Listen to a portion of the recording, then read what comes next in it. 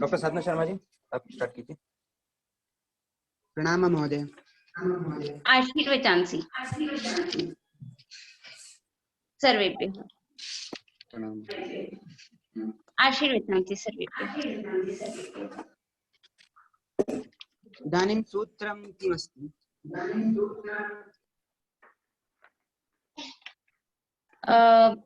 गतदिने अस्माभिः अन्याराद् इतरर्थे दिक् शब्दांचु उत्तरपदा जाहि युक्ते एतत् सूत्रम् अधीतम्। अस्तु। Yes ma'am. तर्हि इदानीम् अस्मिन् सूत्रेऽपि काचित् शंका भवति, यथा जैसे कि कार्तिक्याः प्रभृति।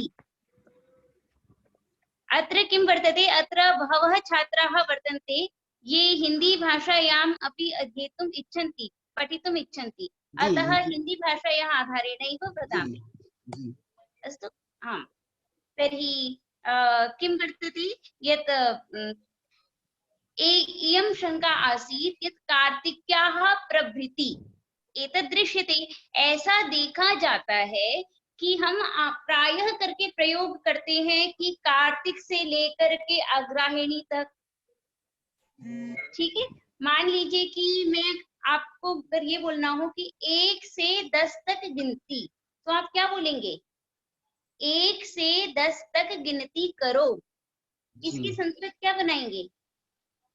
एक आरभ्य 10 पर्यंतम गणनां कुरु। एकतः एकतः कर सकते हैं। हाँ, या एकतः प्रभृति या एकतः आरभ्य।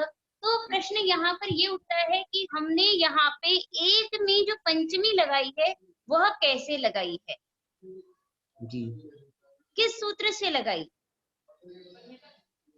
क्योंकि कोई और सूत्र कर नहीं रहा है, तो यहाँ पर प्रायः ऐसा कहा जाता है कि भाष्य में क्योंकि ऐसा प्रयोग देखा जाता है कि कार्तिक्याः प्रभृति, ऐसा करके उन्होंने अपादाने पंचमी इस सूत्र में ही ऐसा प्रयोग किया है।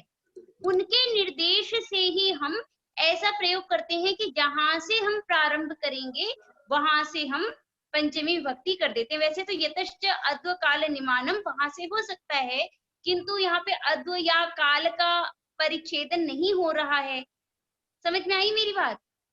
हम अगर 1 से 10 तक की गिनती कर रहे हैं, वहां पे काल का परिच्छेदन तो नहीं कर रहे आप, नहीं तो कोई रास्ते का निर्माण हो रहा है, तो फिर हम कैसे लगाते हैं? तो भाष्य के निर्देश के अनुसार ही हम लगाते हैं, पंचमी विभक्ति का प्रयोग करते हैं। स्पष्ट हुई बात? हाँ, तो ये साथ ही साथ जैसे घर से बाहर आंगन है, इसकी संस्कृत क्या होगी? गृहाद् बहिः प्रांगणम् अस्ति। हाँ, यहाँ पे गृह में आपने पंचमी विभक्ति कैसे लगाई? कौन से सूत्र से लगाई? यह कौन से वार्तिक से लगाई? तो जबकि कोई और वार्तिक इस प्रकार के हैं नहीं, ना ही सूत्र हैं, तो हम यहाँ पर क्या बोलेंगे कि एक सूत्र है समास के लिए कि अप परि बहिरंचवः पंचम्याः, पंचमी समास होता है इन सब के रहने पर, इनसे पंचमी तत्पुरुष समास होता है।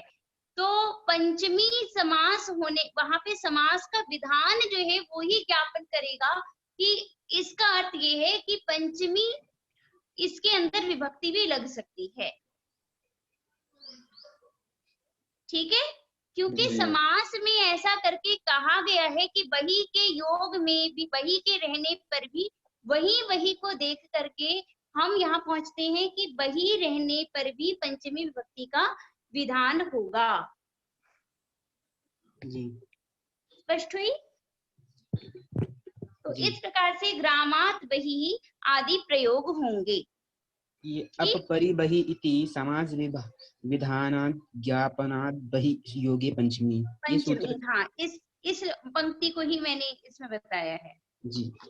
ठीक है, इससे समास का जो विधान हो रहा है उसी से पता चलता है कि यहाँ पर क्या होगी, पंचमी, बही के रहने पर भी पंचमी विभक्ति लगती है। इससे पहले एक प्रयोग बोला था हम, कार्तिज्ञाः प्रभृति। हाँ, ये जो है ये मैं बता रही थी कि महाभाष्य में ऐसा पादाने पंचमी में यह प्रयोग देखते हैं। इससे हम यहाँ पर पहुंचते हैं कि जहां से प्रारंभ होना होगा, प्रवृत्ति, आरभ्य, ये सब रहने पर भी हम पंचमी विभक्ति का प्रयोग कर देंगे। ठीक, जी जी, क्लियर हुई बात? स्पष्ट। अब एक पिछली कई सारी मतलब कक्षाओं में से एक कक्षा मैंने ली थी कर्म प्रवचनीय संज्ञाओं पे। आप लोगों को याद होगा, अगर आप लोगों में से जो बच्चे होंगे उस कक्षा में, तो मैंने कुछ सूत्र आपको, कुछ आपको उपसर्ग उसमें बताए थे जो कि आपके कर्म प्रवचनीय संज्ञा करती हैं। ठीक है, तो हम फिर से उसी सूत्रों पे आ रहे हैं कि जिससे कर्म प्रवचनीय संज्ञाएं होती हैं। ठीक है, मैंने बहुत पहले की कक्षाओं में कभी आपको पढ़ाया था कि किन किन उपसर्गों की कर्म प्रवचनीय संज्ञाएं होती हैं, जो कि जैसे कि आपको दिखाते हैं। जब हम कर्मणि द्वितीय सूत्र कर रहे थे तभी बताया था। ये याद आया आप लोगों को शायद कि ये उपसर्ग मैंने आपको बताया था कि अनु की अनु, उप, प्रति, परि, अभि, अधि, सु, अति, अपि, इन सभी की कर्म प्रवचनीय संज्ञा होती है। इन सभी की कर्म प्रवचनीय संज्ञाएं होती हैं। कब कब? जब वह उन निर्धारित अर्थों को बताएं। ठीक है, मैंने आपको पिछली ही कक्षा में बताया था उसी समय की कर्म प्रवचनीय में प्रायः द्वितीया होती है, कर्म प्रवचनीय युक्त द्वितीया, किंतु कभी कभी और भी विभक्तियां होती हैं। उन्हीं में से अब हम पढ़ने जा रहे हैं कि कर्म प्रवचनीय में कब पंचमी विभक्ति होती है। कर्म प्रवचनीय रहने पर भी पंचमी विभक्ति होगी। कब? तो उसके लिए सूत्र है अपरिवर्जने। ठीक है, पहले तो आप ये समझिए, पंचमी विभक्ति होती है अप, आंग और परि। यदि ये शब्द रहेंगे तो कब होगी? अप, आंग और परि। ठीक है, पंचम यपांग परि भी सूत्र के कारण वहां पर पंचमी विभक्ति होती है। अब हम आते हैं, किंतु उनका अर्थ क्या क्या रहेगा? तो अप और परि का जब वर्जन अर्थ रहेगा तो क्या होगी? तो कर्म प्रवचनीय संज्ञा हो जाएगी। ठीक है, वर्जनम, वर्जनम का अर्थ क्या हुआ कि प्रकृतेन अनभिसंबंधः वर्जनम, कि प्रकृति जो शब्द कहा गया है उसके साथ संबंध को नहीं दिखाना ही वर्जन होता है। ठीक है, अप और परि, इनका जब अर्थ रहेगा वर्जन, यानी कि त्याग करके, उनको छोड़ करके जब अर्थ रहेगा तो उसमें पंचमी विभक्ति हो जाएगी। जैसे कि हम उदाहरण में देख सकते हैं कि अपहरेः संसारः, अपहरेः परिहरेः संसारः, हरि को छोड़ करके संसार। ठीक है, तो यहाँ पर जो है हरि, यहाँ पे अप और परि जो है वह वर्जन अर्थ में प्रयोग हुआ है। वैसे ही अप त्रिगर्तेभ्यो वृष्टो देवः, त्रिगर्त को छोड़ करके और सभी जगह बारिश हुई थी। यहाँ पे जो अप है वह बता रहा है छोड़कर, इसीलिए त्रिगर्त में हमने, त्रिगर्त एक स्थान का नाम है, स्थान विशेष का, तो वहां पर हमने पंचमी विभक्ति लगा दी है। ठीक जी, क्लियर है बात? जी मैम। जैसे कि अभी के समय पर अब गोवा प्रदेशात सर्वत्र कोरोना संक्रमणम वर्तते, कि गोवा प्रदेश को छोड़ करके, गोवा राज्य को छोड़ करके हर जगह कोरोना का संक्रमण है। तो यहाँ पे हमने अप का शब्द छोड़ने के अर्थ में प्रयोग किया है। अप का अर्थ यहाँ पे छोड़ना है। ठीक, मैम यहाँ हमारा क्या यहाँ आप जो कहे थे कि पूर्व सूत्र में कर्म प्रवचनीय संज्ञा में जो मैंने उपसर्ग गिनाया था, जी। उस उपसर्ग में वो जितने उपसर्ग हैं सभी उपसर्गों के साथ पंचमी विभक्ति होगी या कुछ गिने चुने उपसर्ग हैं उसके जो साथ? मैंने अभी आपको उपसर्ग दिखाया केवल और उतने ही उपसर्ग अपपरी। होंगे और उसको अब आप उपसर्ग नहीं बोलेंगे, हाँ ठीक है। अब अपपरी, वह जी जी। केवल अव्यय रह गए हैं, मतलब हाँ उनकी हाँ कर्म हाँ, प्रवचनीय संज्ञा हो संज्ञा रही है। हो गई है तो वो हाँ अप और परी सिर्फ उतना ही आंग। नहीं, जितने मैंने बताए वो सभी की कर्म प्रवचनीय संज्ञा हो रही है, किंतु हाँ हाँ, उनमें से मैं केवल अभी अप और परी की बात कर रही हूँ, जी जी ठीक है। और सभी की बात हो चुकी है, अप परी की भी बात हो चुकी थी जब कर्म प्रवचनीय संज्ञा बता रही थी तब भी, जी है ना। जी। किंतु अभी जी पंचमी विभक्ति की जी बात चल रही है, उसमें पंचम न्यपांग परी भी सूत्र के कारण मैं फिर से बता रही हूँ कि जी अप और परी का जब वर्जन अर्थ रहेगा, त्याग अर्थ रहेगा, तो वहां पर पंचमी विभक्ति लग जाएगी, बिल्कुल जी। ठीक है। क्लियर हुई बात?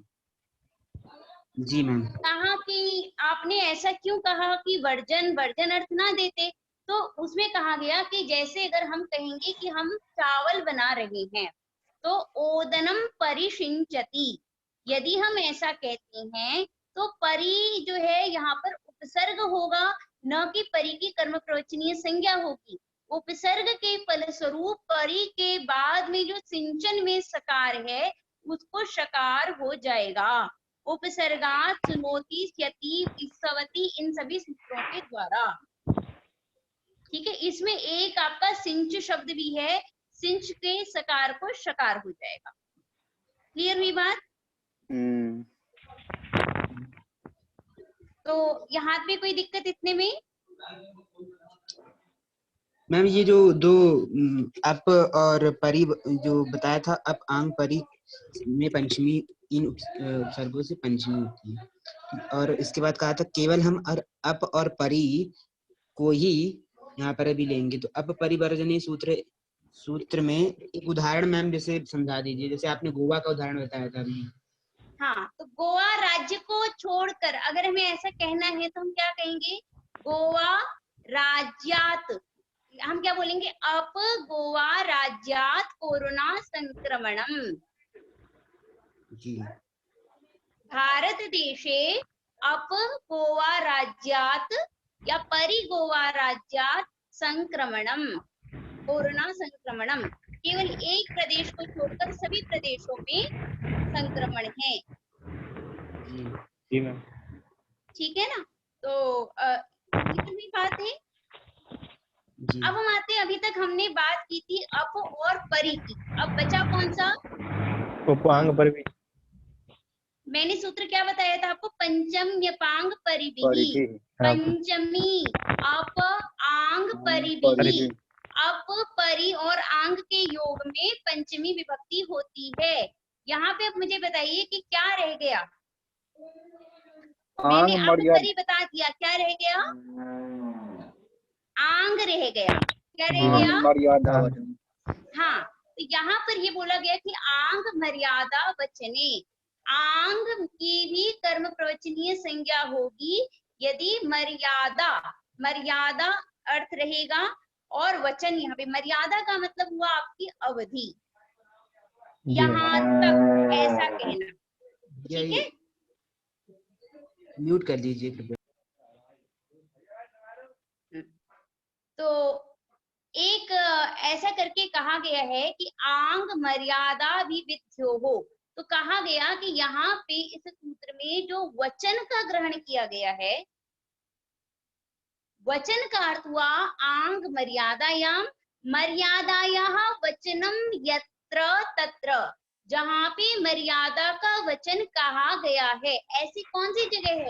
तो आंग मर्यादा भी विद्यो हो, ऐसा करके सूत्र है। तो ऐसे करके वचन है, तो वहां पे आंग का प्रयोग होता है मर्यादा अर्थ में और अभिविधि अर्थ में, तो यहाँ पे हम वह दोनों के दोनों ही अर्थ लेंगे, मर्यादा में और अभिविधि अर्थ में क्या होता है? पंचमी विभक्ति होती है, ठीक है। तो जैसे कि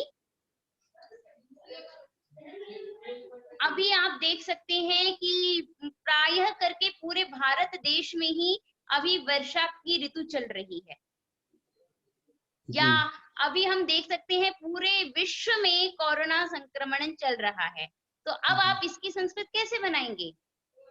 आ विश्वेभ्यः या आ विश्वस्मात् कोरोना संक्रमणम वितरति, ठीक है, आतनोति, वो फैल रहा है हर जगह, संक्रमते, ऐसा करके आप बोल सकते हैं, ठीक है, कि हर जगह पूरे विश्व में आप जब उसकी एक अभिविधि को बताएंगे कि वो कहाँ तक है, तो आपको वहां पे पंचमी विभक्ति लगानी है। कब लगे? ठीक है यार? जब मैम कब लगेगी? जब क्या बोलते हैं ये उपसर्ग रहेंगे जब उस उपसर्ग का अर्थ रहेगा वहां तक, जब इस आंग शब्द का अर्थ होगा यहाँ तक या वहां तक, तो हम ये लगाएंगे, ठीक है जी, इसीलिए कहा गया आंग मर्यादा वचने। हाँ, ठीक है। और वचन से हम अभिविधि का भी ग्रहण कर लेंगे। अभिविधि मतलब क्रिया जहां तक गई है उन सबको हम अभिधि कहते हैं, ठीक जी।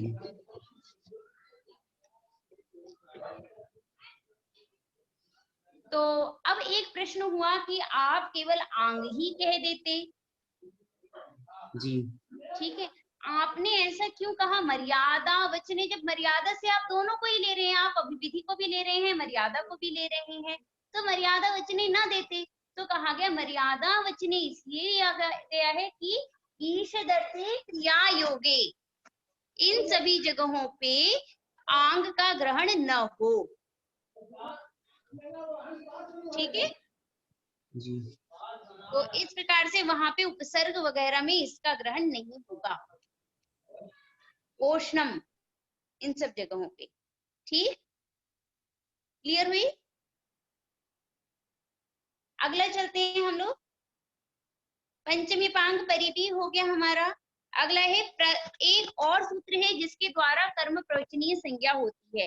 पंचमी विभक्ति विधान करने के लिए हमारे पास कर्म प्रवचनीय के लिए दो जगह हैं, एक पंचम्यपांग परिधि सूत्र है और दूसरा है प्रतिनिधि प्रतिदाने च यस्मात्। कौन सा सूत्र है? आंग पर भी और पंचम्यपांग परिधि और प्रतिनिधि प्रतिदाने च यस्मात्। हाँ, ठीक है। तो जैसे कि एक मिनट,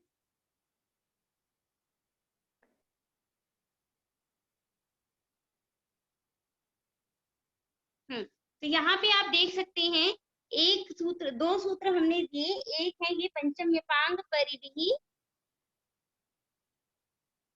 पंचम्यपांग परिधि, और दूसरा है ये प्रतिनिधि प्रतिदाने च यस्मात्। समझ में आ रही है? जी मैम।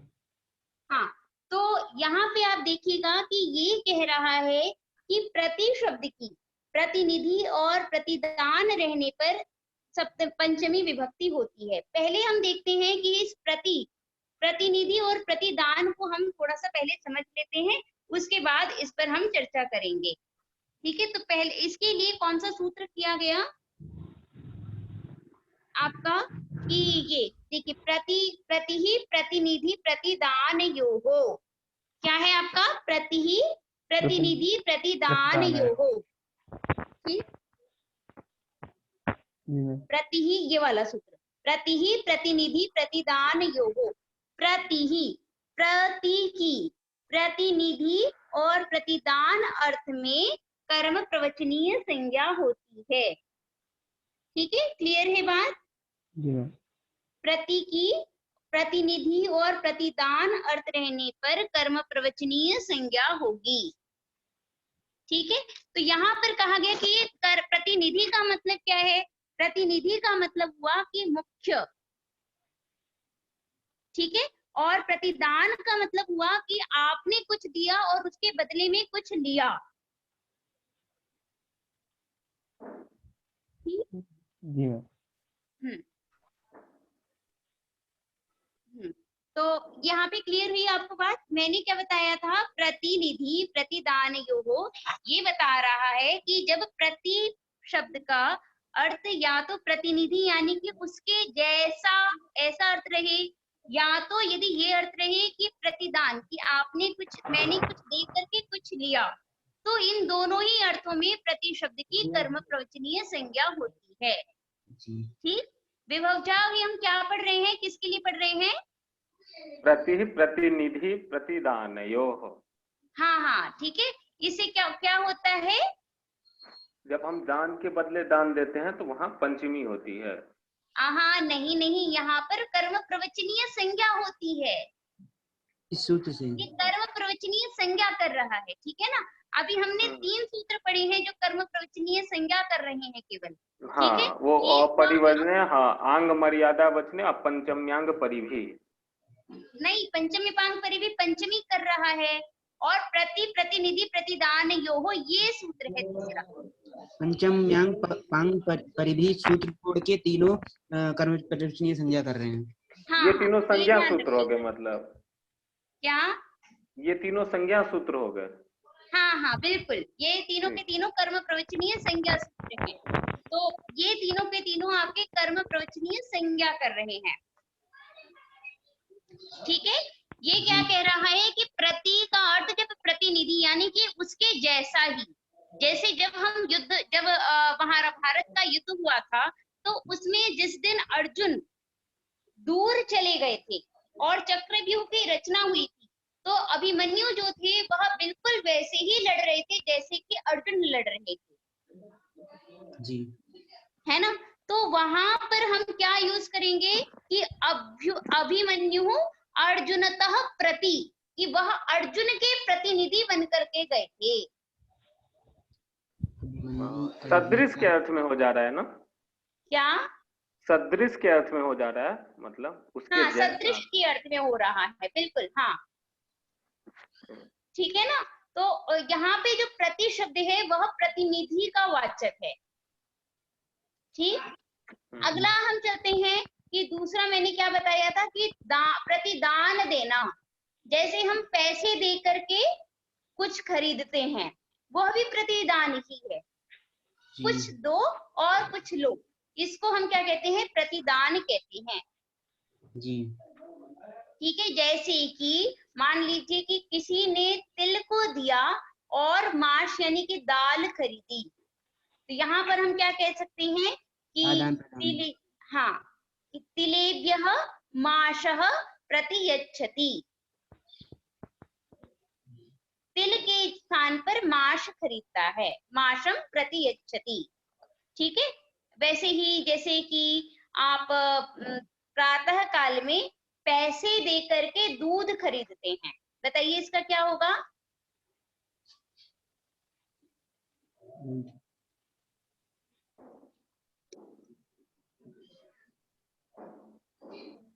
प्रातः काले, हाँ, प्रातः काले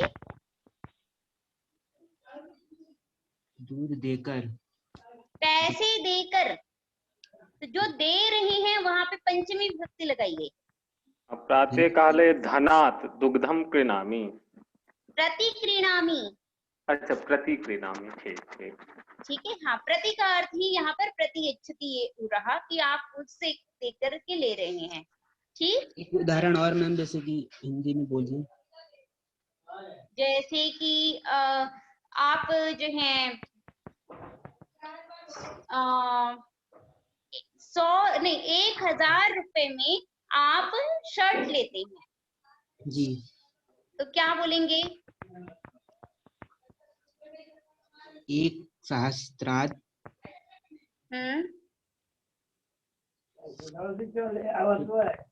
प्रति पहले क्या लिया है? शर्ट, शर्ट का युतकम, युतकम प्रति क्रीणामि। हाँ ऐसा करके, ठीक है। जी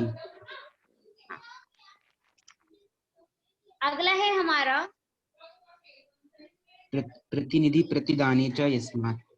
हाँ बिल्कुल ठीक है। अगला सूत्र हम लेते हैं कि अकर्तरी ऋणी पंचमी, अकर्तरी ऋणी पंचमी, इसका विच्छेद होगा अकर्तरी ऋणे पंचमी।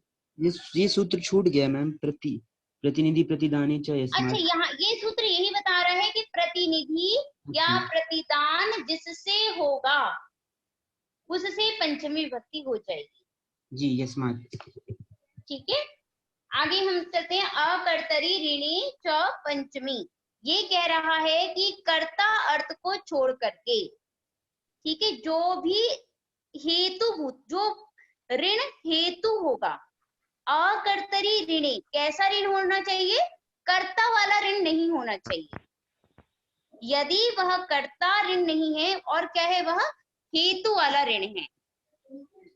ठीक, यदि वह हेतु का ऋण है तो वहां पर कौन सी विभक्ति हो जाएगी? पंचमी विभक्ति होती है।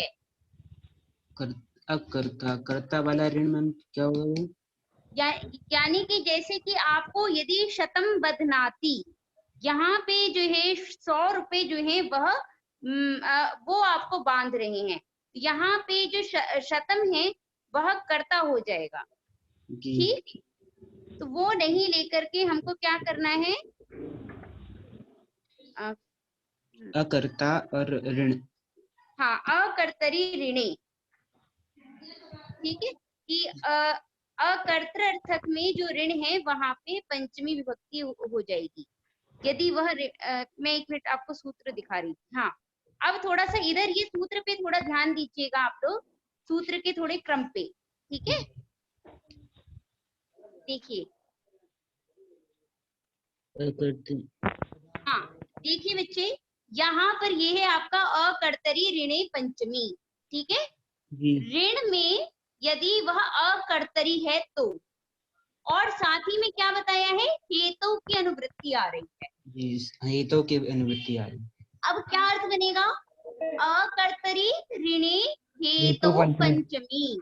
ठीक है, यदि वह ऋण है और हेतु है, कैसा ऋण होना चाहिए? हेतु वाला ऋण होना चाहिए, किंतु अकर्तरी है यानी कि कर्ता वाला नहीं है, तो वहां पे पंचमी विभक्ति हो जाती है।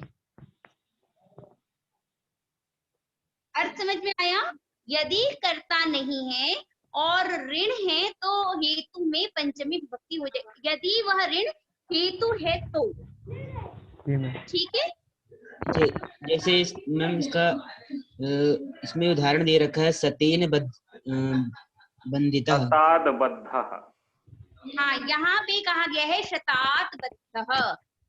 ठीक है, तो यहाँ पे देखिए 100 रुपए से वह बंध गया है। ठीक है, यानी कि उत्तमर्ण के द्वारा अधमर्ण, यानी अधमर्ण क्या होता है? जिसने ऋण लिया है। उत्तमर्ण मतलब जिसने ऋण दिया है। ठीक है, तो मान लीजिए कि आपने अपने दोस्त से 100 रुपए लिए और आपने कहा देखो मैं ना कल दे दूंगा।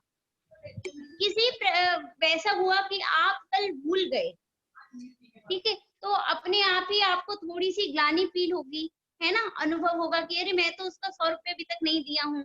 तो ऐसे में क्या होगा? शतात बद्धः, कि मुझे ऐसा कोई दिक्कत नहीं, लेकिन शतात बद्धः आपको घर में ऐसा उत्तमर्ण के द्वारा वह ऋण जो था आपका 100 रुपए लेना, वो ही आपको मतलब उससे आप बंध रहे हैं, वो हेतु है अभी। ठीक है, बांधने वाला कोई और है, वो उत्तमर्ण है, कर्ता नहीं, मतलब कि अकर्ता है।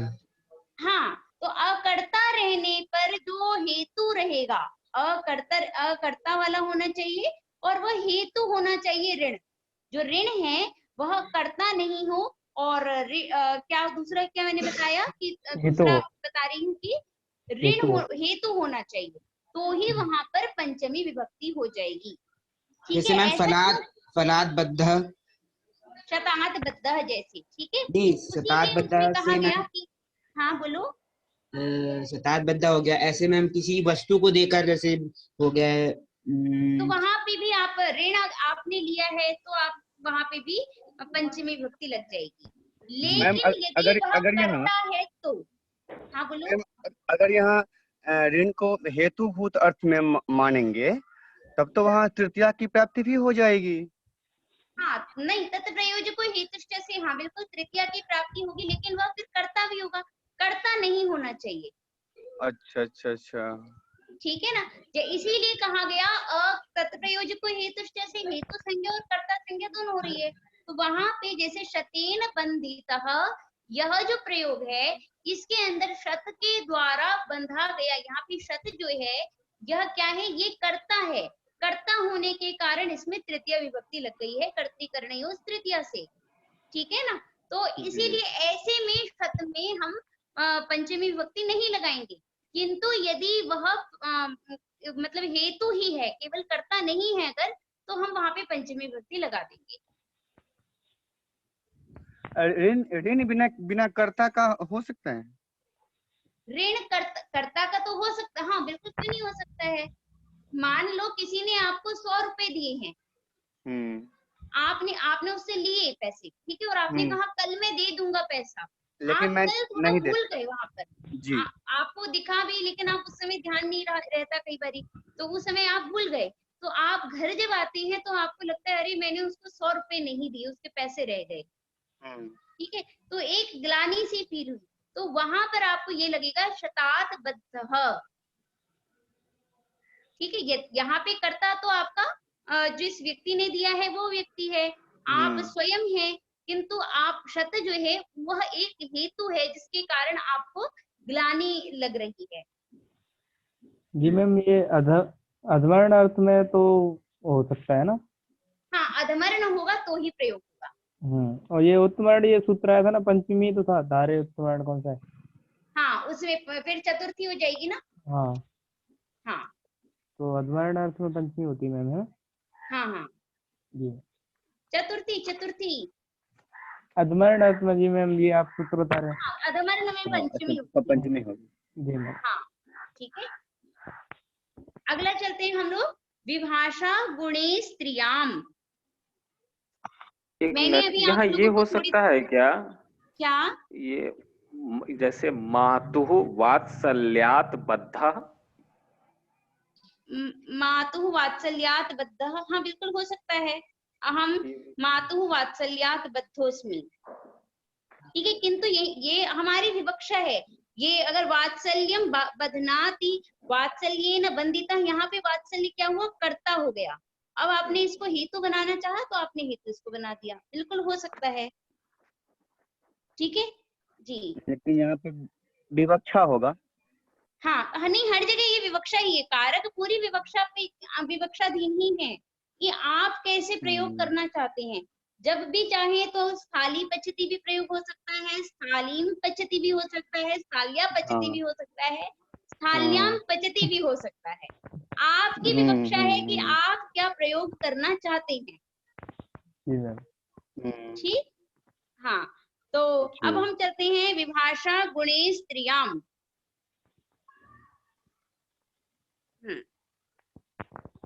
विभाषा गुणे स्त्रियाम, तो देखिए हम फिर से इधर अष्टाध्यायी पर आ जाते हैं। अष्टाध्यायी में आप इसके क्रम को देख सकते हैं। मैम थोड़ा इसको स्पष्ट कर दीजिए और जो सब समझ जाएंगे। क्या? जैसे सतात बद्ध के बाद है अकर्तरी किम, तो सतेन बंधितः। हाँ हाँ, ठीक है, बता रही हूँ, रुकिएगा बस।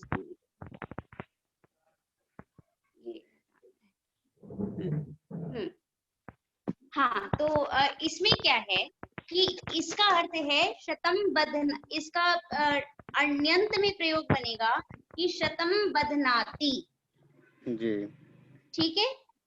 अब दूसरा अर्थ इसका हम करते हैं कि देवदत्तः शतेन बधनाति, कि देवदत्त जो है वह 100 रुपए से बांधता है। अब इसका अर्थ हम करेंगे देवदत्तस्य शतेन रूप्यकेण अहम बंधितः अस्मि। यहाँ पे जो क प्रत्यय है वह कर्ता अर्थ में हुआ है, ठीक है। आपको पता है जो क प्रत्यय होता है वह कर्ता के अर्थ में ही होता है ना। तो यहाँ पे जो क प्रत्यय है वह सॉरी क प्रत्यय कर्म अर्थ में होता है। तो शतेन यहाँ पे जो कर्म में होता है और भाव में होता है, यहाँ पे जो कर्म में हुआ है, ठीक है।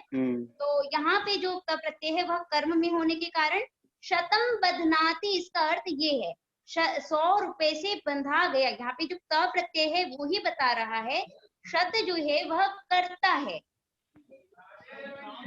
ठीक है, यहाँ पे तो इसीलिए 100 यहाँ रुपए पे के द्वारा बांधा गया, ऐसा करके अर्थ हो रहा है। इसीलिए 100 रुपए जो है यहाँ पर यह कर्ता है। कर्ता होने के कारण तत्प्रयोजक हेतुष्ट से हेतु भी है और कर्ता भी हो रहा है। इसीलिए इस कर्ता में हम कर्तृकरणयोः तृतीया सूत्र से तृतीया विभक्ति लगाएंगे। यहाँ पे हम पंचमी विभक्ति नहीं लगाएंगे। इसलिए कहा गया अकर्तरी किम। हाँ, इसीलिए कहा गया अकर्तरी किम। ठीक, जी अगला सूत्र चलते हैं हम लोग। विभाषा गुणे स्त्रियां करें स्टार्ट। मैम विभाषा गुणे स्त्रियां। जी तो एक बार इसमें मैं अष्टाध्यायी आप लोगों को दिखाना चाह रही थी। ठीक है, यदि वो, हाँ देखिए, यहाँ पे मैं आपको इसका क्रम दिखाना चाह रही हूँ, तो आप इसका क्रम देखिएगा। विभाषा गुणे स्त्रियाम आपका 25वें नंबर का सूत्र है। विभाषा गुणे स्त्रियाम दिख रहा है? जी ठीक है, तो विभाषा गुणे स्त्रियाम में अब आप बताइए किस किस की अनुवृत्ति आ रही है। यहाँ पे देखिए ब्लैक ब्लैक कहाँ कहाँ है। इससे पहले हेतौ है और पंचमी, और इससे पहले एक और है तृतीया। तृतीया। ठीक है, जहां जहां ये काला अक्षर दिखेगा अष्टाध्यायी में, उनकी अनुवृत्ति आती है हमेशा। ठीक है, कभी भी हमें ऐसे पढ़ना है। ठीक, तो यहाँ पर अब क्या बता रहा है, हेतु। पहले तो हेतु में, ठीक है, क्या अस्त्रियाम गुणे, यदि कोई गुणवाची शब्द है और हेतु भी हो, वह गुणवाची शब्द स्त्रीलिंग नहीं होना चाहिए और हेतु होना चाहिए। ठीक है, तो वहां पे पंचमी होती है और तृतीया भी होती है। ठीक है, यहाँ पे विभाषा कहा गया है, अर्थात विकल्प से वहां पर तृतीया विभक्ति होगी और पंचमी विभक्ति होगी। अर्थ क्लियर हुआ कि नहीं? कोई दिक्कत इस अर्थ में पहले बताइए। देखिए, विभाषा गुणे अस्त्रियाम 3 पद का सूत्र है, इसमें हेतु की अनुवृत्ति आ जाती है। अब अर्थ क्या बन जाता है, गुणे हेतु अस्त्रियाम जी पंचमी तृतीया वा भवति, विभाषेण भवति, विभाषया भवति। तो ये पंचमी होती है या फिर तृतीया हो जाती है। वा है, वा के द्वारा हम एक और सूत्र को लेंगे तृतीया, तो तृतीया भी हो सकती है। ठीक जी, तो इस प्रकार से ये सूत्र हाँ, जी बन गया हमारा। ठीक है,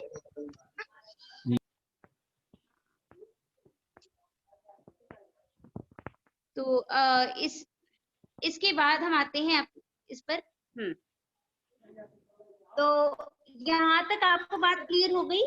तो जैसे कि हमने कहा कि वह तो बिल्कुल मूर्ख है, ठीक है, मूर्खेण बद्धः या मूर्खात् बद्धः, जाड्येन बद्धः, जाड्यात् बद्धः, यहाँ पे यह गुणवाची शब्द है, इसीलिए इसमें हमने तृतीया विभक्ति भी लगा दी और पंचमी विभक्ति भी लगाई है।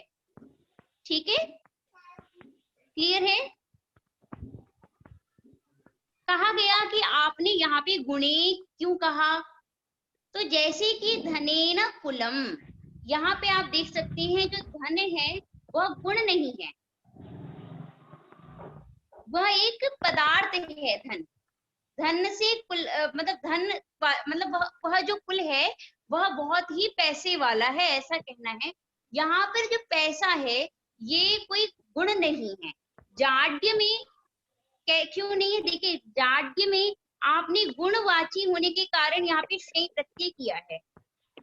जड़ शब्द से आपने यहाँ पे गुणवाची होने के कारण श्रेय प्रत्यय किया है, अर्थात ये गुणवाची शब्द है। किंतु धनेन में धान्य शब्द नहीं है ना, तो इसीलिए यहाँ पर आपका क्या होगा, ये पंचमी विभक्ति नहीं होगी, धनेन कुलम होगा। क्लियर हुई बात? तो यहाँ धनेन में तृतीया हेतु मान के हुई है लग रहा है। हाँ, हेतु मान करके यहाँ पर तृतीया विभक्ति लग गई, किंतु गुणवाची नहीं होने के कारण यहाँ पे पंचमी पंचमी विभक्ति नहीं लगी। जी ठीक है, क्लियर हुआ। जी कहा गया कि आपने स्त्रियाम क्यों कहा, तो जैसे बुद्धि, बुद्धि एक गुण है। गुण आपको सामान्य गुण लेना है, इसमें कोई पारिभाषिक गुण नहीं है, ठीक है ना। तो आपको पता है कि अगर आप लोगों ने दर्शन पढ़ रहे हैं, आप अभी न्याय भी पढ़ रहे हैं, तो उसमें गुण में एक बुद्धि भी गुण है, ठीक है। जी जी किंतु बुद्धि में यहाँ पे पंचमी विभक्ति नहीं लगेगी, क्योंकि बुद्धि जो है वह क्या है, वह स्त्रीलिंग शब्द है, जी, स्त्रीलिंग शब्द है। ठीक है। तो इसीलिए उसमें स्त्रीलिंग होने के कारण वहां पे पंचमी विभक्ति नहीं लगती है। जी क्लियर हुई बात।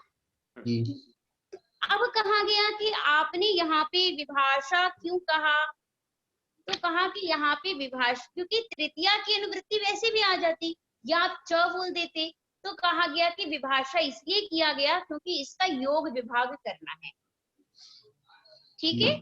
एक आप मानेंगे विभाषा अलग है, और दूसरा गुणे स्त्रियाम। ऐसा करने से क्या होगा कि कभी कभी जो कुछ शब्द ऐसे भी हैं जो कि गुण नहीं है, वहां पर भी पंचमी विभक्ति हो जाएगी। कभी कभी कुछ ऐसे भी शब्द हैं जो कि स्त्रीलिंग हैं और गुणवाची शब्द हैं, वहां पर भी पंचमी विभक्ति हो जाए। मैम, कुछ शब्द वो योग परिगणित शब्द हैं, योग विभाग जैसे क्यों कि करते हैं? क्या सूत्र का योग विभाग क्यों करते हैं? योग विभाग प्रायः करके एक अपने इष्ट लाभ की सिद्धि के लिए करते हैं, जी ठीक है। जो हमारी मतलब जो कभी अनिष्ट प्रयोग ना बन जाए। मेन व्याकरण का जो मुख्य प्रयोजन ही यही है कि हमें साधु अनुशासन करना है। शब्द तो पहले से ही बने हुए हैं, ठीक है। बस अब उन शब्दों, उन सूत्रों को हमें वैसे अर्थ को घटाना है कि हमारे सभी शब्द उसके अंदर आ जाएं, ठीक है ना। तो उस चातुर्य को दिखाने के लिए प्रायः करके योग विभाग किया जाता है कि उससे हमारे करीबन सारे अर्थ लग जाएं, जी ठीक है ना। तो यहाँ पर आप देख सकते हैं जैसे कि प्रायः करके जो नैयायिक हैं, यदि आप न्याय पढ़ रहे हैं तो, और अभी आप अनुमान प्रमाण पे भी हैं, तो एक प्रयोग हमेशा आप देखते होंगे, पर्वतो बहनीमान वन्नी पर्वतो बहनीमान धूमात पर्वतो वह्निमान धूमात्। पर्वतो वह्निमान धूमात्, ठीक है। तो यहाँ पे आपने धूम में पंचमी विभक्ति लगाई है, ठीक है।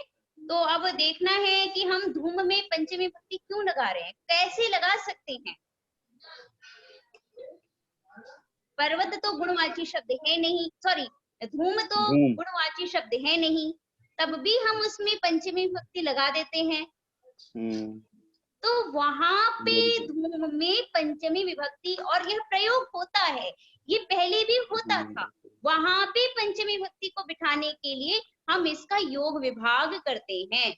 योग विभाग के द्वारा कहीं कहीं पे जो गुणवाची शब्द नहीं भी है, जैसे धूम जो गुणवाची शब्द नहीं है, वहां पर भी पंचमी विभक्ति हो जाएगी, ठीक है। दूसरा चलते हैं हम लोग, कभी कभी ऐसा भी होगा जहां पर कि हम क्या कहते हैं, स्त्रीलिंग में भी हम पंचमी विभक्ति लगाते हैं, जैसे कि प्रायः करके नैयायिक लोग ऐसा ही करते हैं। अनुपलब्धे है पंचमी, जहां हेतु लगाना है वहां पंचमी विभक्ति लगा देते हैं। तस्यानुपलब्धे है, ठीक है, घटस्यानुपलब्धे है, ऐसा करके बोलते हैं। तो यहाँ पे अनुपलब्धि तो स्त्रीलिंग है, और स्त्रीलिंग होते हुए कैसे पंचमी विभक्ति लग रही है, ठीक है। तो ये तभी सफल हो सकता है, ये तभी आपका सिद्ध होगा यदि आप विभाषा गुणे स्त्रियाम को योग विभाग करेंगे। योग विभाग नहीं करेंगे तो पर्वतो वह्निमान धूमात में पंचमी को सिद्ध नहीं कर सकेंगे। तो फिर मैम कौन सी तो विभक्ति जहाँ पे लगी? वो लोग अनुपलब्धे बताएंगे वो सिद्ध होगा, ठीक है। जब योग विभाग नहीं करेंगे मैम, तो फिर यहाँ पे जो ध्रुमात अग्निमान है, तो यहाँ पर कौन सी विभक्ति लगेगी फिर? तो आपको तृतीया विभक्ति लगानी पड़ेगी। तो हेतु, तो तब वो हेतु बन जाएगा। हेतु हाँ। बन जाएगा। हाँ, किंतु यदि आप पंचमी विभक्ति लगा रहे हैं, प्रायः करके नैयायिक तो पंचमी ही लगाते हैं, लगाते हैं। तो उनको उनकी बातों को भी सिद्ध तो करना हम वैयाकरणों का काम है ना। तो हम वैयाकरण फिर उसमें यही बताएंगे कि इसमें योग विभाग कीजिए, तभी आपका ये सिद्ध होगा। जी, वैयाकरणी लोग इसको मतलब कि यहाँ पे हेतु नहीं मानेंगे, यहाँ पे योग विभाग करके ही ध्रुमाद में पंचमी लगाएंगे। हाँ बिल्कुल ठीक है। ऐसे ही अनुपलब्ध ही यदि वो कभी बोलते हैं तो वो भी सिद्ध नहीं हो सकता है यदि आप, क्योंकि वो तो हर जगह ही पंचमी लगा देते हैं, जहां भी उनको हेतु दिखेगा वही पंचमी लगा देते हैं। तो उसको ठीक करने के लिए हमें क्या करना पड़ेगा कि हमें बताना पड़ेगा कि इधर योग विभाग कर लेते हैं, ठीक है। तो नैयायिकों की भी तो रक्षा करना हम वैयाकरणों का ही कार्य है, ठीक है ना। तो इसीलिए हम ये प्रयोग करते हैं, ठीक है। हाँ, तो यहाँ तक आपको क्लियर हुई बात? जी मैम। जल्दी से हम थोड़ा सा 3 सूत्र और हैं, 3 सूत्र और पढ़ लेते हैं, ठीक। तो अगला सूत्र है पृथक बिना नाना। हाँ, अभी तक के सूत्रों के द्वारा हम लोगों ने वो सभी के सभी शब्द तो पढ़ लिए जहाँ पे सीधा केवल और केवल पंचमी होती थी। अब कुछ सूत्र ऐसे हैं जहाँ पंचमी के साथ और भी सारी विभक्तियां हो रही हैं। उन कौन कौन सी साथ साथ में विभक्ति होती हैं उनको देखने के लिए हमें अष्टाध्यायी को तो जरूर देखना ही पड़ेगा, ठीक है ना। तो आपके सामने मैं अष्टाध्यायी भी खोल रही हूँ साथ में, रुकिएगा। मैम अष्टाध्यायी के क्रम से पढ़ा रहे हैं आप? मैं क्रम से तो नहीं पढ़ा रही हूँ, किंतु अर्थ बिना आप ये अष्टाध्यायी के नहीं घटा पाएंगे जी, ठीक है। सूत्रों के अर्थ को यदि ठीक से समझना है तो हमें अष्टाध्यायी जरूर देखनी पड़ेगी, क्योंकि मैं अब आपको बता दूंगी कि इसमें तृतीया होती है, द्वितीया होती है, पंचमी होती है। आप मुझसे प्रश्न कर सकते हैं ना कि कैसे आपने द्वितीया बोला, कैसे हमने पंचमी बोला, ठीक। तो अब हम सूत्र पढ़ने जा रहे हैं, इस सूत्र को ध्यान से देखिएगा। ये रहा सूत्र, सूत्र नंबर 32, पृथक विना नानाभिस तृतीयान्यतरस्याम, ठीक है। पहला पद है पृथक विना नानाभिः, अर्थ हुआ पृथक बिना और नाना के योग में क्या होती है, यहाँ पे पद है तृतीया। क्या होती है? तृतीया। तृतीया। फिर है अन्यतरस्याम का मतलब क्या होता है? विकल्प से, ठीक है। और फिर और कौन कौन सी विभक्ति होगी? अब आप देखिए ऊपर से ब्लैक अक्षर में क्या क्या है? पंचमी द्वितीया। पंचमी, हाँ, पंचमी द्वितीया। अब आपको देखिए यदि आप इस अष्टाध्यायी से पढ़ेंगे आपको हमेशा के लिए याद हो जाएगा, जब भी आपके सामने ये प्रश्न आएगा आप हमेशा कर लेंगे। प्रायः करके ये प्रश्न बहुत ही इम्पोर्टेंट है। आप जिस भी कॉम्पिटिटिव एग्जाम में बैठेंगे, चाहे वह DSSB का एग्जाम हो, चाहे वो RPSC का एग्जाम हो, चाहे वो नेट का एग्जाम हो, हर जगह मैंने ये बात देखी है कि बिना के योग में कौन सी विभक्ति होती है, नहीं होती है। ये प्रश्न प्रायः करके आता है। यदि आप लोग कोई तैयारी कर रहे हैं तो इस प्रश्न को बिल्कुल आप नोट कर सकते हैं कि बिना के योग में कौन सी विभक्ति नहीं होती है। ये प्रश्न प्रायः करके पूछा जाता है कॉम्पिटिटिव एग्जाम में, ठीक है। और उसमें आपको जो विकल्प पे दिया जाता है पंचमी, द्वितीया, तृतीया और एक विभक्ति और दी जाती है षष्ठी विभक्ति। जी ठीक बच्चे, समझ में आई कि नहीं? जी जी। तो आपको उसमें से ध्यान रखना है। अब आपने अनुवृत्ति देख ली है तो आपको हमेशा के लिए याद रहेगा, इसमें केवल 3 विभक्तियां होती हैं, द्वितीया, तृतीया और पंचमी। तो आप आराम से यहाँ पे षष्ठी विभक्ति लगा सकते हैं, ठीक है। समझ में आई कि नहीं? क्योंकि षष्ठी विभक्ति यहाँ पर आपने ऊपर में कहीं नहीं देखी है, इसीलिए आप षष्ठी विभक्ति लगा दीजिए। और जबकि यहाँ पर यही दिक्कत होती है क्योंकि प्रश्न तो बिल्कुल ऐसे होते हैं और हम प्रायः करके प्रयोग करते हैं राम के बिना, तो यहाँ पे हम षष्ठी विभक्ति कैसे लगा सकते हैं? तो आपको यहीं पे ये चीज आपके ध्यान में आएगी अगर कि द्वितीया, तृतीया और पंचमी होती है तो यदि वहां पे षष्ठी होगी तो आप षष्ठी को आप उसमें छांट सकेंगे। जी ठीक है, क्लियर हुई बात? जी मैम। जी। हाँ, तो ये इसलिए मैंने इस पे थोड़ा अधिक समय दिया और इसमें अष्टाध्यायी को सामने रखा कि ये प्रयोग ये ज्यादातर कॉम्पिटिटिव एग्जाम में पूछा जाता है। ठीक, अगला हम चल, ये तो इस प्रकार अन्य- से मैम हाँ, अन्य बोलिए। तरस्याम को मतलब विकल्प बोलेंगे। हाँ, अन्य तरस्याम, विभाषा, वा, ये सभी के सभी विकल्प से होते हैं। जी ठीक है, तो हम इसमें फिर क्या हुआ कि इसमें पंचमी द्वितीया ये सारी की सारी विभक्तियां होती हैं।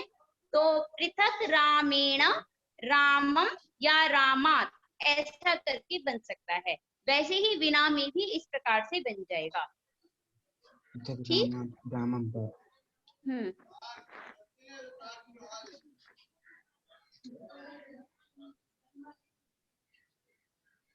यहाँ पे एक पंक्ति आई मैम, अन्यतरस्याम ग्रहणम समुच्चयार्थम।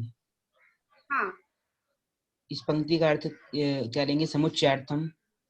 हाँ, यहाँ पे मतलब ये हुआ कि ये सभी के सभी विकल्प, ये सभी के सभी हो सकते हैं। देखिए, एक अर्थ हुआ वा, एक हुआ च। ठीक है, तो ये बता रहा है कि कोई ये एक साथ सारी विभक्तियां भी आ सकती हैं, कोई दिक्कत नहीं है। ठीक है, जैसे च भी अगर होता है तो ये भी होता है, वह भी होता है। तो च का मतलब तदभावे तदभवती ऐसा नहीं, सारी विभक्तियां भी आ सकती हैं। आपकी विवक्षा है, आप क्या प्रयोग करें। जी मैम। ठीक है, ये अर्थ हुआ। जी ठीक, क्लियर हुई बात। जी मैम। अगला फिर सूत्र है हमारा करणे च। ये आपका सूत्र क्लियर हो गया। अगले आगे चले हम लोग। जी।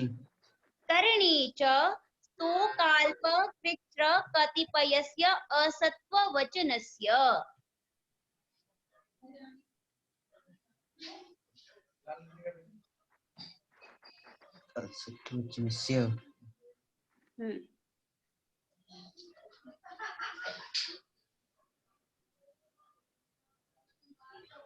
देखिए 33 नंबर का सूत्र है, ये रहा। जी। करणे च स्तोकाल्प करणे च स्तोकाल्प कृच्र कतिपयस्य असत्ववचनस्य। ठीक है, जी ये जी क्या कह रहा है कि असत्ववाची। ठीक है, असत्व का मतलब द्रव्यवाची को छोड़ करके जो भी शब्द रहेगा, यदि स्तोक है, अल्प है, कृच्र है, कतिपय है, इन सभी को यदि ये करण रहेंगे तो इनमें पंचमी विभक्ति हो जाएगी। तृतीया पंचम्यम स्तः। हाँ,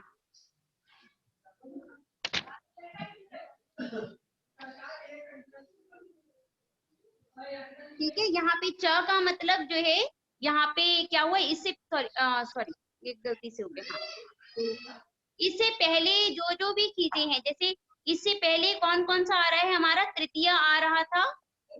ठीक है, और अभी बात पंचमी की चल रही थी। पंचमी विभक्ति भी होती है और तृतीय विभक्ति भी होती है। मैम इसमें कैसे पता करेंगे? अच्छा, ये जो हाँ ऊपर आ रहा है तृतीया। हमें ब्लैक ब्लैक अक्षर देखने हैं हमेशा। जी। अनुवृत्ति आती है। हाँ, ये जो ब्लैक अक्षर है इसका मतलब है कि ये शब्द स्वरित हैं, स्वरित हैं। ठीक है, स्वरित होने के कारण इनकी अनुवृत्ति हो जाती है आगे। ठीक है, तो हम देखेंगे यहाँ पे पंचमी की बात चल रही है, इसीलिए पंचमी होगी ही होगी, और हरण है तो वहां द्वितीया होगी ही होगी। ठीक है, जी।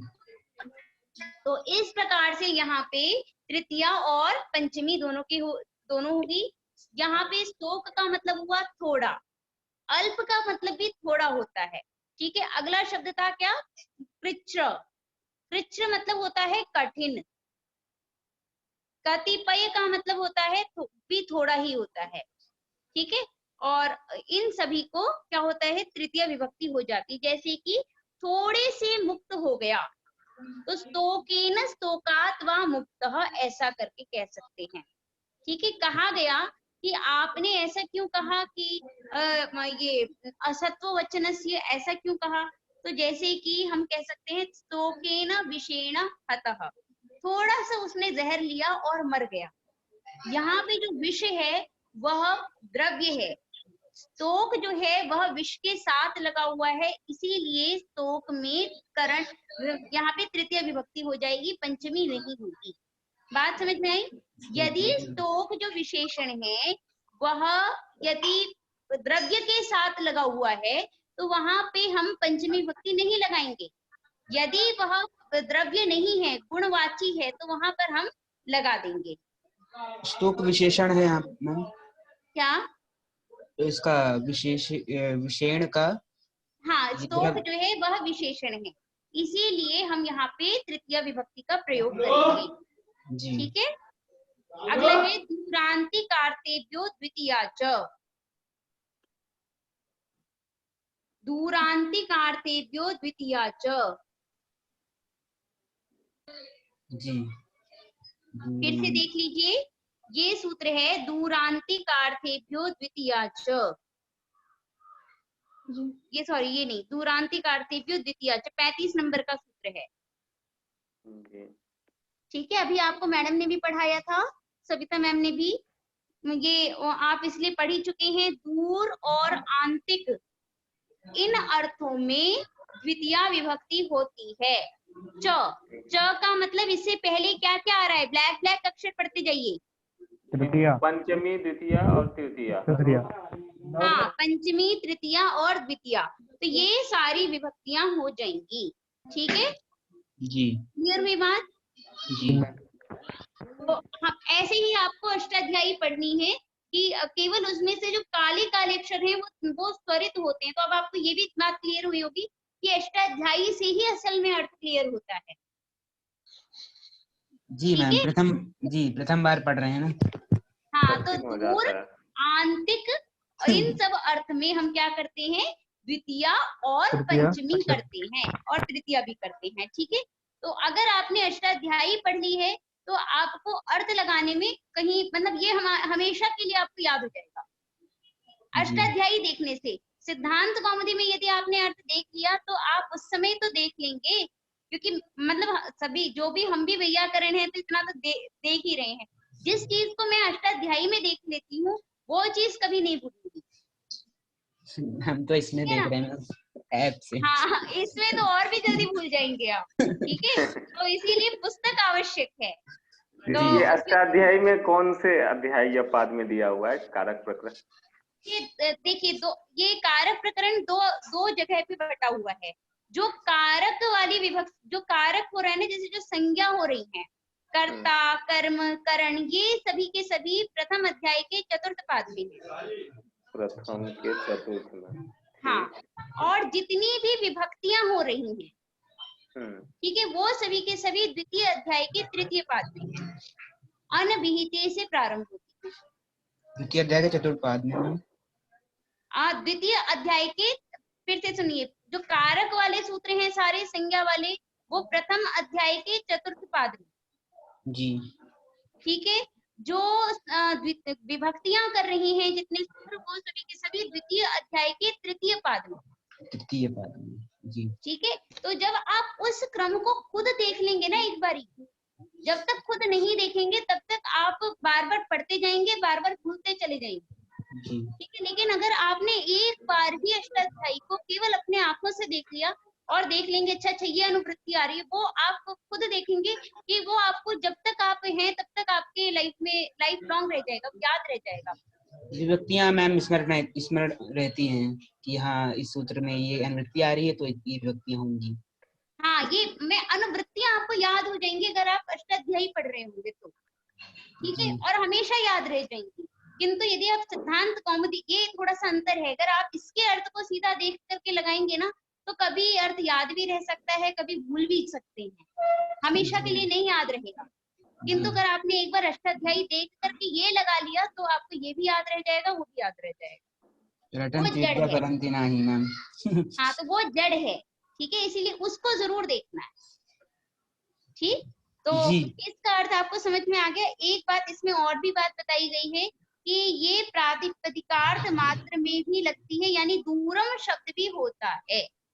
दूरम जी क्योंकि प्रातिपदिक है तो इसीलिए उसमें भी लगेगा, तो दूरम भी बनेगा, दूरेण भी बनेगा, और द्वितीया में तो लगता ही लगता है, तृतीय विभक्ति भी लगेगी। ठीक है ना, और पंचमी विभक्ति भी लगेगी। तो इस प्रकार से हमारी आज पंचमी विभक्ति समाप्त हुई।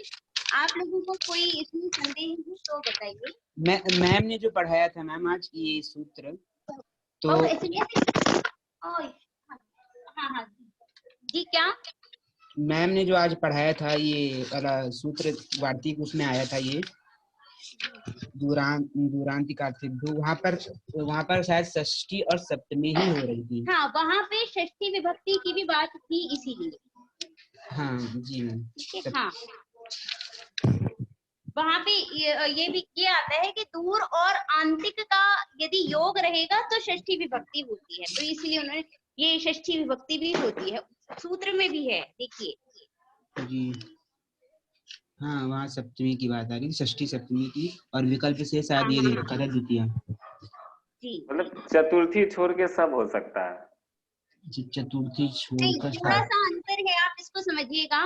दूर शब्द रहेगा ना तो उसमें द्वितीय विभक्ति होगी, ठीक है, और दूर जिससे रहेगा वहां षष्ठी विभक्ति हो जाएगी। दूर जिससे रहेगा वहाँ षष्ठी हो जैसे जाएगी। ग्रामस्य दूरे, हाँ, ठीक है, और दूर शब्द में ये सारी जो विभक्तियां बताई वो सारी की सारी हो जाएगी, और सप्तमी भी होती है, मैम ने आपको बताया था। ठीक है, साथ में सप्तमी विभक्ति भी होगी, मतलब दूर शब्द में करीबन सारी विभक्तियां ही होती हैं, सही बताया जी जी हाँ ठीक है, दूरेण भी होगा, सारी विभक्तियां होंगी, बस चतुर्थी छोड़कर। ठीक है जी मैम। कल कक्षा मैम कितने बजे होगी?